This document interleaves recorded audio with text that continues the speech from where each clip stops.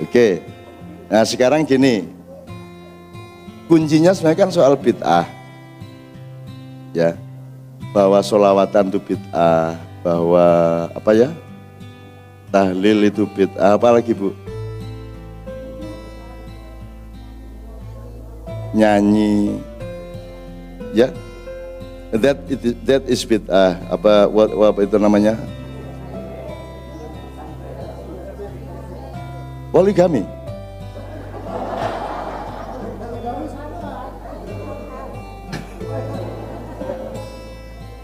Poligami gue enak. Gak soal bid'ah soal apa, tapi ojo lah ya. Jangan seperti saya lah ya. Monogami dunia akhirat. Ya Bu ya. Ya Bu ya, setuju tuh sama saya Bu? Oke, enggak saya tanya sekali Bu. Bapak-bapak, apa sih definisi bid'ah itu? Yang diketahui umum selama ini. What is bid'ah actually? Yeah, nyun sewu. Sesuatu yang tidak pernah dilakukan oleh Rasulullah.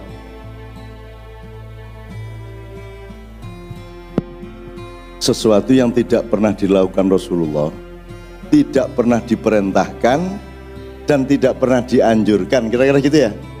Oke? Ada skalanya enggak? Skalanya di mana? Dimensi. Maksud kok dimensi? Mas, skala itu begini loh Mas. Skalanya begini. Suami istri berhak tidur kalau dalam kamarnya. Nah itu skalanya dalam kamar. Tapi begitu keluar kamar enggak boleh, Bu.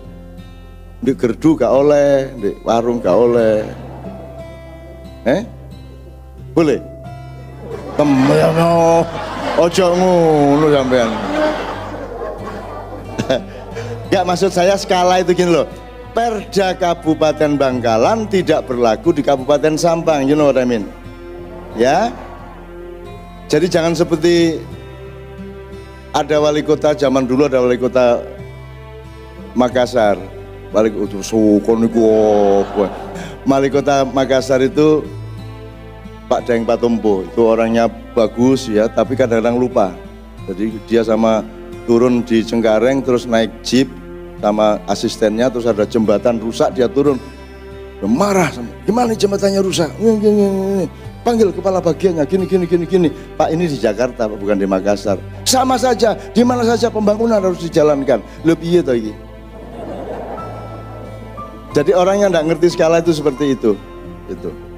Jadi saya diundang oleh Pak Daeng Patompo, Ainun, itu kolak bubur kacang hijau bikinan istriku itu terenak sedunia, tidak ada di mana-mana. Datang kau ke rumah. Istrinya Pak Daeng Patompo itu kalau bikin bubur kacang hijau enak sekali. Saya dipameri, saya disuruh ke rumah sama teman-teman. Sampai sana, sampai rumahnya beliau sedang makan bubur kacang hijau itu. Dan duduk sambil makan. Rodok pikun wongnya. Sampai 1/4 jam lebih dia makan lagi, Bu, nambah lagi, terus kita, Pak, untuk kita mana ini? Ibu, mana ini untuk Ainun dan teman-teman, mana ini bubur kacang hijaunya? Loh Pak, sudah habis. Loh kok habis bagaimana? Lah Bapak ngambil terus dari tadi. Ya beli. Loh Pak, katanya yang enak buburnya bikinan ibu, sama saja dia bilang. Lebih itu iki. Ngerti skala ya. Lalu bagaimana lah kita kesini ini untuk karena dipameri karya ibu ya. Begitu kehabisan terus dibilang beli. Lo katanya yang enak punya ibu, sama saja. Lebih itu iki gitu. Indonesia banget deh gitu. Jadi ibadah bid'ah adalah segala sesuatu yang tidak dilakukan oleh Rasulullah, tidak diperintahkan dan tidak dianjurkan. Skalanya apa? Kualitatif apa kuantitatif? Ibadah madhoh, ibadah muamalah, urusan agama, urusan non agama, atau yang mana skalanya? Di urusan agama. Tadi dikatakan bahwa tidak ada sesuatu yang bukan urusan agama. Semua itu urusan agama. Kencing urusan agama, dolar urusan agama. Fatwa itu harus tentang segala sesuatu. Jadi majelis ulama harus terdiri dari pakar-pakar dan expert-expert segala ilmu dan segala urusan. Tadi sudah dipatok loh bahwa tidak ada yang bukan urusan agama. Ibu tahu ilmu yang paling agamis, yang paling religius ilmu apa? Bapak-bapak, misalnya, contoh aja, yang paling suci, ilmu yang kita pelajari di kampus, di sekolah, yang paling suci, matematika. Nah, selama ini matematika dikategorikan di Dignas apa di Depak? Karena dianggap bukan pelajaran agama. Pelajaran agama itu tarikh Islam, mahfudhot, hadis, kan itu.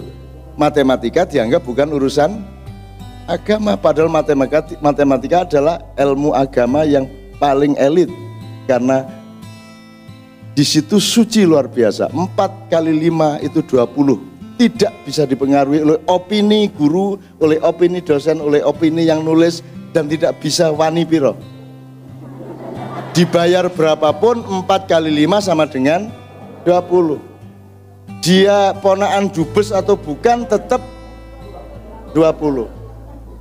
Sholat apa tidak tetap 20. Itu ilmu yang paling objektif, yang paling suci.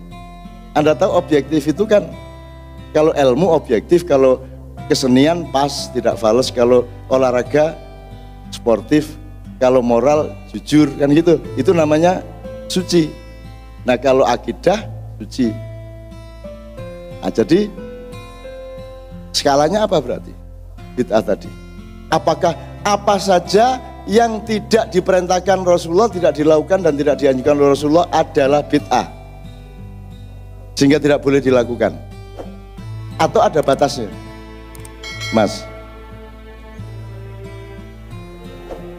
Batasnya apa?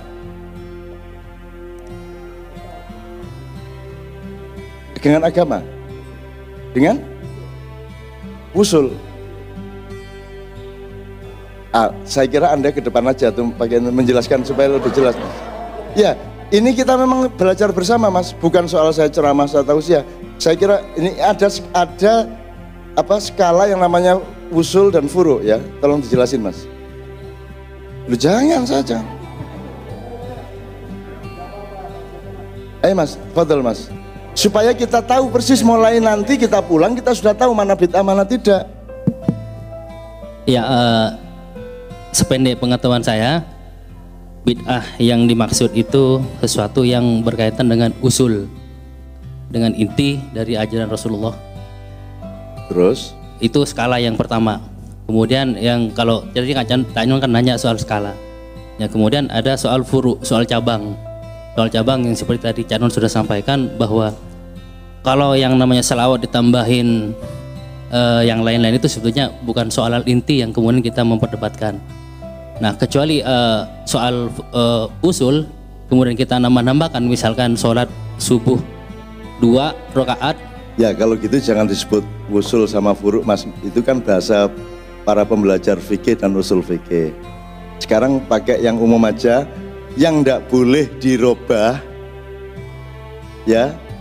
Yang kalau dirubah itu disebut bid'ah adalah Anda menyebut usul, yang kita tadi menyebutnya ibadah mahdhoh, yaitu rukun Islam. Kalau rukun Islam Anda rubah, itu namanya bid'ah. Kalau Rasulullah 3 rakaat ya 3 rakaat. Kalau Rasulullah sujud ya sujud. Nggak usah kamu terus gingkang. Allahu Akbar. Tuh. Nah, puasa Ramadan jangan dirubah.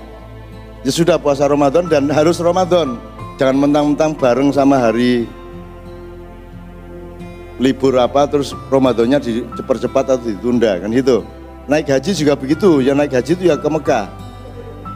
Jangan bikin Ka'bahan sendiri di belakang kebun, terus dihubung-hubungi dewe. Tapi boleh enggak kita bikin seperti Ka'bah di kebun kita?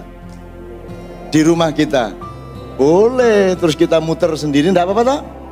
Asal niatnya bukan haji, niatnya kangen, ya Allah kangen, kan boleh toh? Mek ngincipi, kula niki ngincipi kan boleh. Jadi alam biniyah.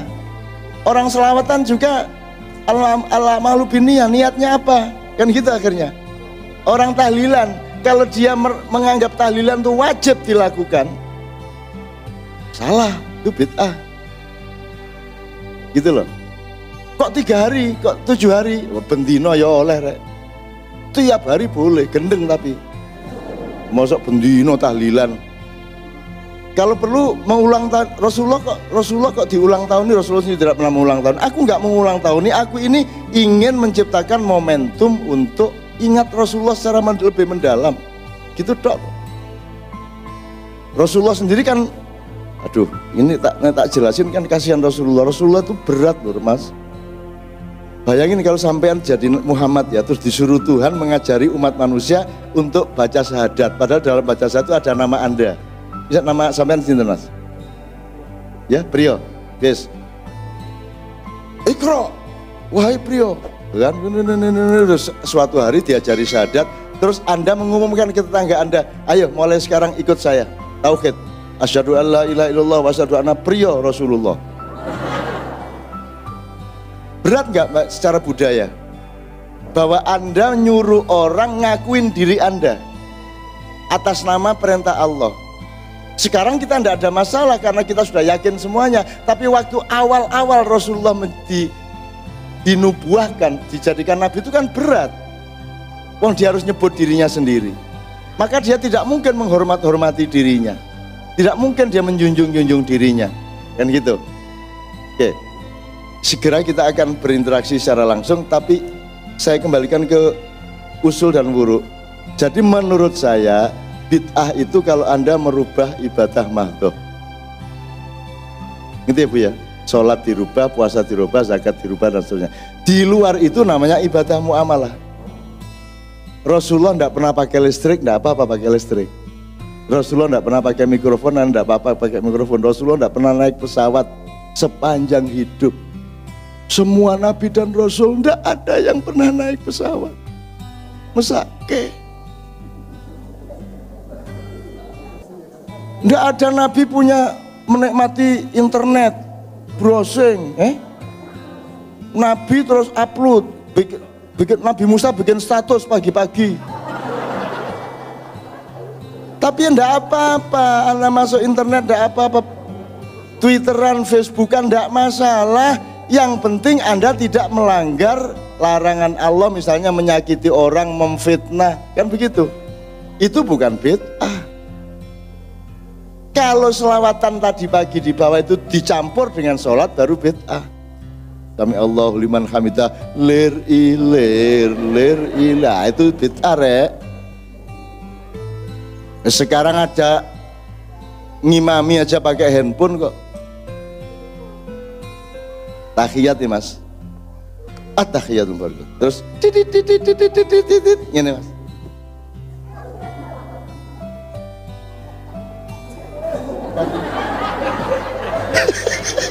Diganti kiwa mas. Ya apa arek-arek iki? Nyenengno. Ya mas ya. Jadi Bu ngerti ya. Jadi sekarang saya tanya. Jadi selawatan tuh gimana, boleh enggak mas? Bid'ah bukan? Rasulullah enggak pernah loh mengulang tahuni dirinya, enggak pernah loh. Terus selawatan untuk dirinya, sholatullah salamullah ala toha. Gak toha ini Muhammad toh, ala toha rasulillah. Gak tahu masuk Kanjeng Nabi kata ngene-ngene nang awake dhewe. Sampeyan iku ya aneh-aneh. Ndak apa-apa, asal tetap empan papan dan semua pada makomat yang tepat, gitu ya Bu ya. Jadi apalagi sekarang yang dipertengkarkan selama ini? Tahlilan, muludan, mengulang tahuni Rasulullah. Terus kenapa tidak boleh? Karena Rasulullah tidak pernah menyuruh gitu. Saya itu kambing aja saya ulang tahun nih kok. Walang loh, tahu tak ulang tahun nih rek. Lah kok saya mencintai Rasul saya dengan cara-cara yang saya tidak melanggar ibadah mahdhah, kenapa dilarang? Ya kenapa kita menganut sahabat? Sahabat posisinya sama dengan kita. Apa bedanya posisinya sahabat dengan kita? Yang inti adalah atiullah wa atiur rasul. Yang lain tidak pakai atiu. Kenapa? Umar itu ahli bid'ah nomor 1. Abu Bakar ahli bid'ah nomor 1. Utsman ahli bid'ah. What is bid'ah mean? Bid'ah artinya kreativitas. Mubdi artinya orang yang kreatif atau orang kreator. Kenapa? Apakah Umar, Ali, dan 4 khalifah punya hak untuk membuat regulasi Islam? Apa punya hak dia? Haknya sama dengan kita semua. Meskipun kita takzim kepada beliau karena beliau orang yang dekat dengan Rasulullah, tapi haknya sama dengan kita. Bid'ah itu artinya Anda melakukan sesuatu yang ketika Rasulullah belum ada dan itu tidak pasti jelek. Misalnya mushaf, mas, mana Quran tuh, mushaf itu. Tuh. Itu Rasulullah tidak pernah nyuruh, tidak pernah memerintahkan bikin mushaf itu, mas. Itu bid'ah itu. Kalau mau ngomong bid'ah itu bid'ah, mushaf itu loh, mas. Itu loh, mas. Yang sampean waca itu loh. Oh, itu aja bid'ah apa meneh Al-Quran Samsung Note S5. Ya sekarang kalau Anda anak-anak kita didik sebelum menyentuh itu harus wudhu dulu lah. Saya terus piye? Nah, Al-Quran di handphone wudhu dulu ndak? Lak gopo kabeh didik wudhu tadi. Oh nang dini go banyu kok.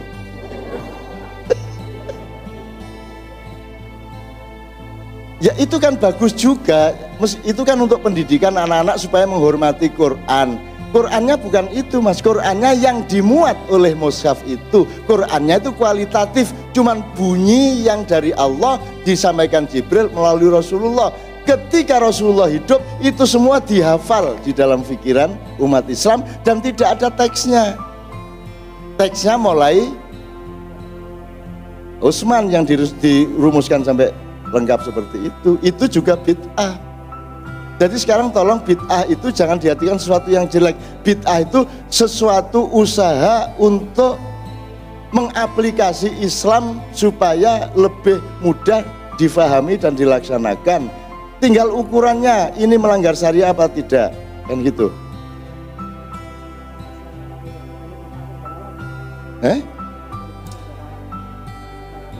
Ya kalau gitu bubarkan masjid ini. Apalagi ini bekas gereja.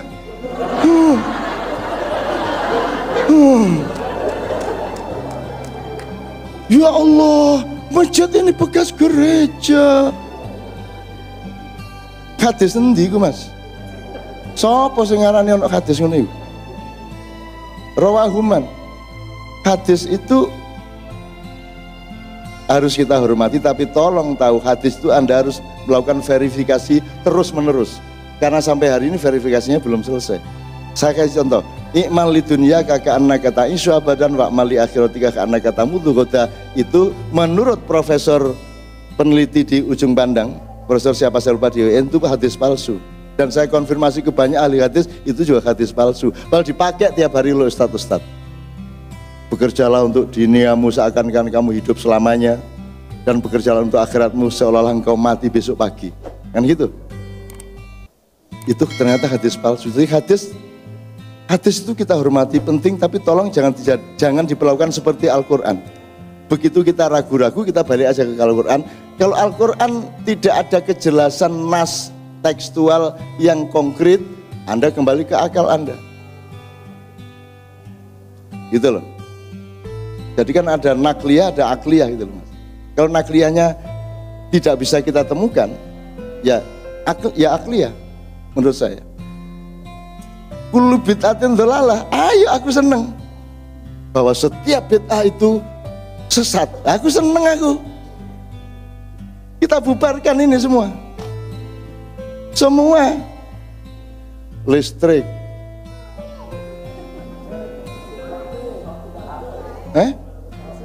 pesawat udara, jadi naik haji berangkang karo ngelangi kan ya. Loh, Mas, saya tidak mengecam siapapun yang punya kehati-hatian seperti beliau ini. Mereka itu membid'ah-bid'ahkan, apa sebabnya? Karena mereka ingin Islam itu jangan sampai dikotori oleh sesuatu yang tidak benar. Itu kewaspadaan teman-teman. Anda harus terima kasih karena teman-teman membuat kita waspada. Nah, cuman kita minta tolong jangan judge, jangan klaim gitu loh. Diperingatkan baik-baik bil hikmati wal mau'idotil hasanah. Kalau bisa rundeng, daripada main kuasa, main polisi, main keputusan, mbok sudah didiskusikan berkala. Gimana sih persisnya soal bid'ah ini, kita panggil ahli-ahli dari berbagai bidang yang mungkin bertentangan satu sama lain, kita himpun semuanya supaya kita mendapat pengetahuan yang lebih tepat mengenai bid'ah dan seterusnya itu. Karena bid'ah itu artinya adalah kreativitas. Rada angel meneh. Innovation. Jadi ahli bid'ah adalah inovator. Masalahnya inovasi tidak boleh merubah ibadah mahdhah gitu dok. Sepanjang tidak merubah ibadah mahdhah ya tidak ada masalah. Gitu loh Mas. Mau ini semua bid'ah kalau diturutin bid'ah kabeh. Naik haji itu kalau persis seperti Rasulullah tidak bisa dilaksanakan. Karena Rasulullah itu kalau tawaf hanya sekali dan naik onta. Betul enggak? Sekarang bayangin, wong jalan kaki enggak pakai onta aja kerennya jatuh. Sekarang bayangin kalau 2 juta orang itu bergiliran mau bengang onta. Jadi itu kira-kira butuh berapa kali lipat waktunya Mas? Kalau pakai onta semua.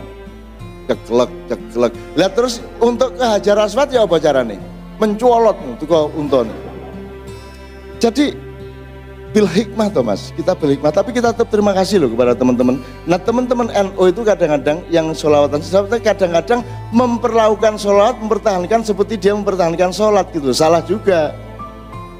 Jangan dipertahankan susah, sebenarnya enggak sholawatan ya enggak apa-apa, enggak tahlilan ya enggak apa-apa, gitu loh Mas. Jangan mempertahankan dengan jihad. Ayo rek, ngelarang sholawatan itu, Allahu Akbar, serbu, ngono lho arek itu. Ndak selawatan, ndak tahlilan yang ndak apa-apa. Terus dimana kok pakai surat Yasin? Emang hanya Yasin Al-Quran? Ya mboten Mas. Ya ndak. Cuman iki oleh muru iki sing hafal iki Yasinan tok. Lah syukur ada kiai. Soalnya Yasin itu paling gampang. Wis saiki nek Al-Waqiah ngelundasmu. Idza waqatil waqiah sal waqatiha kadzibah. Wis ndak hafal-hafal kamu. Sukar sekali. Nah, Yasin itu yang paling gampang dihafalkan. Nah teman-teman yang Yasinan tolong jangan anggap bahwa Yasin itu lebih penting dari ayat yang lain dan surat-surat lain di Al-Quran.